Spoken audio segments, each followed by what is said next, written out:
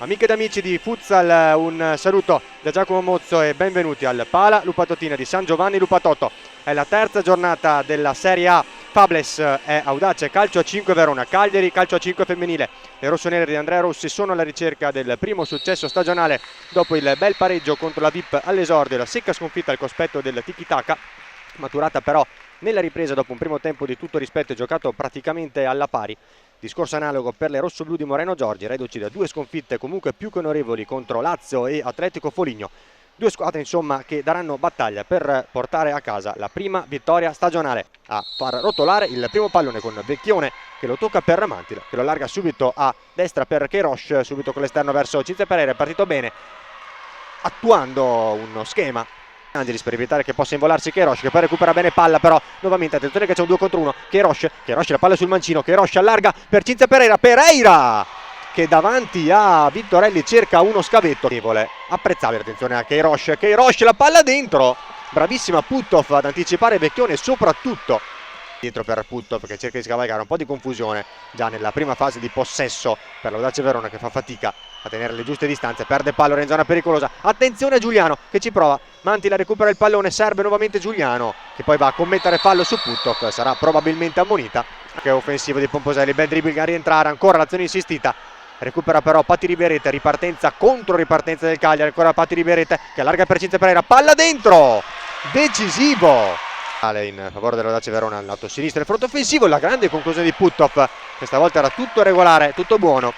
Ancora Patti Riberete che cerca di azionarsi, cerca di andare verso il centro, lo fa molto bene, aveva lasciato totalmente sul posto della porta di difesa da Vittoria. Attenzione a Queiroz che salta secco, Benedetta De Angelis con il destro brucia Vittorelli e porta meritatamente avanti il Cagliari di Moreno Giorgi al Pala Lupatotina 0-1.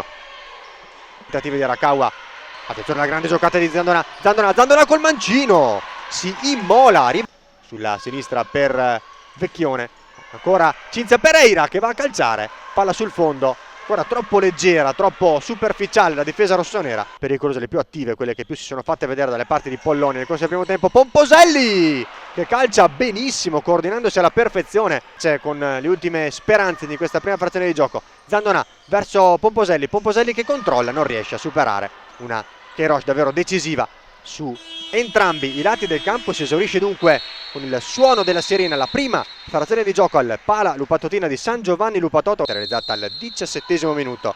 La posizione insidiosissima, parte Vecchione, calcia lei, Vittorelli è molto brava a deviare in calcio d'angolo 2023 e conferma, grande conferma della stagione 23-24. Attenzione a Mantila che non riesce a controllare Venezia in questo pomeriggio al Pala Lupatotina. Attenzione a Queiroz un po' di spazio, Queiroz ancora con il destro verso il primo palo, questa volta Vittorelli sul filo dell'equilibrio, va a calciare Pomposelli, bravissima Pollone a respingere, nemmeno Moreno Giorgi in panchina. Attenzione ad Arakawa, poi Pomposelli che non inquadra lo specchio della porta, dimenticata, abbia difeso, controllato la rimessa laterale. Arakawa va a calciare, ha parato e Vecchione trova la porta, rimasta sguarnita a 1 minuto e 5 secondi dal termine della gara. Chiude la gara Maria Fabiana Vecchione 0-2.